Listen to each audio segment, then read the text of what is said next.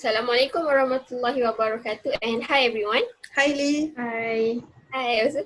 So my name is Ilinajwa binti Muhammad Ikhwan, matric number 051611. My name is Nurul Fariha binti Rosli with matric number 049832. My name is Fatin Ali Arisa binti Muhammad Hisham with matric number 051498. And I am Ami Shakira Meteosrini, matric number 049714. Okay, so today we are going to discuss about fallacy that can be identified from an online newspaper articles entitled E-books are a boon for students by Umaira Osman Koya. But first, I'm going to explain briefly about what is fallacy. So, fallacy may be taken as any sort of mistake in reasoning or inference. It is a term used to denote anything that causes an argument to go wrong. It could also be defined as a type of argument that may seem to be correct, but which prove upon examination not to be so. So now I'm going to move on to the first fallacy.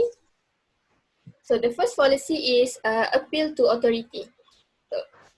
Appeal to authority is an argument based on unsound logic. It becomes a fallacy when an authority is appealed to for testimony in matters out of their special field. The examples of this fallacy can be seen in paragraph 3, where the author stated that knowledge and information can be gleaned from the experience of the writers.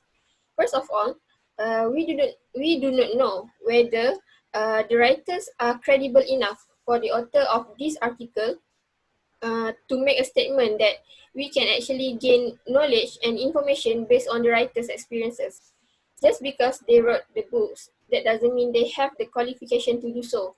And informations are gained from the content of the books, not from the writer's experience and so on. So I think that is all from me. Maybe Fariha, you have another point? Okay, thank you, Ili.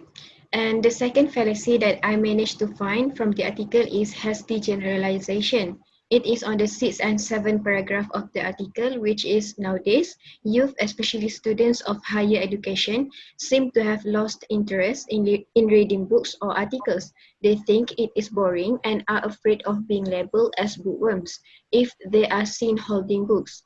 And the reason why I said this is hasty generalization is because, first, the author overgeneralizes youth.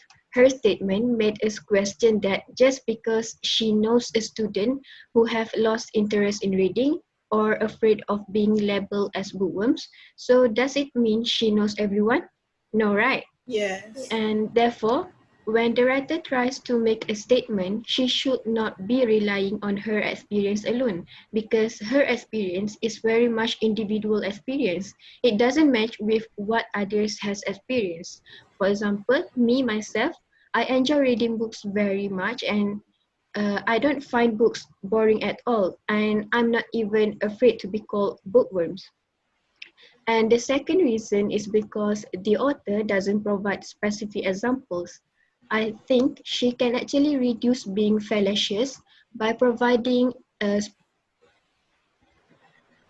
specific statistics or data saying you have lost interest in readings from reliable sources. That's all from me. Maybe we can moving on to the next presenter. Okay, so as for me, the fallacy that I found is the red herring.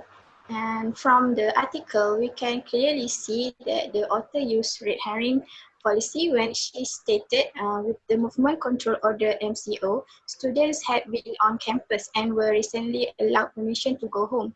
The students should be thankful because their universities are concerned about their safety and welfare.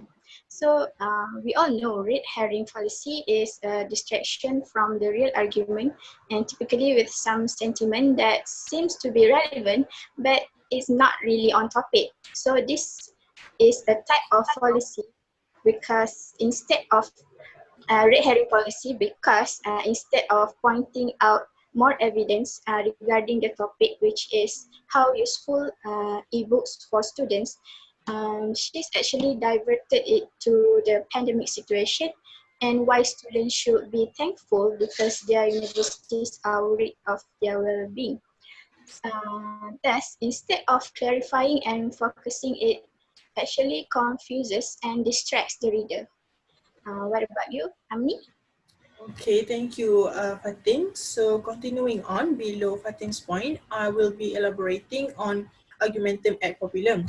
So my point is located in paragraph 11, which you can read it yourself in the article.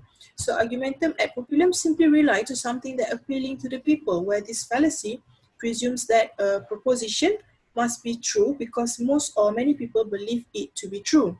The point that drew by the writer is that she simply said students have a conducive place to stay and study with a lot of privacy and free high-speed internet connection. However, she doesn't include any proof in supporting her argument. I mean, to question it, how does she know that in campus it could be a conducive place to study and free high-speed internet connection? This is merely a belief that most people tend to imagine and assume from what they heard from other people that mentioned about the good facilities and environment of studying in several educational institutions, which, to conclude, it is contradict with the reality of what students face in some other institutions. So, I think these are all 4 types of fallacies that we managed to identify from the article, and we can conclude that fallacy is actually something that we tend to do unintentionally in our daily life, whether in our speech or even writing, isn't it? All right, so before we finish, is there anything you 3 want to add or share? No, okay. So, okay then, I guess that is all. Thank you and hope to see you guys again soon.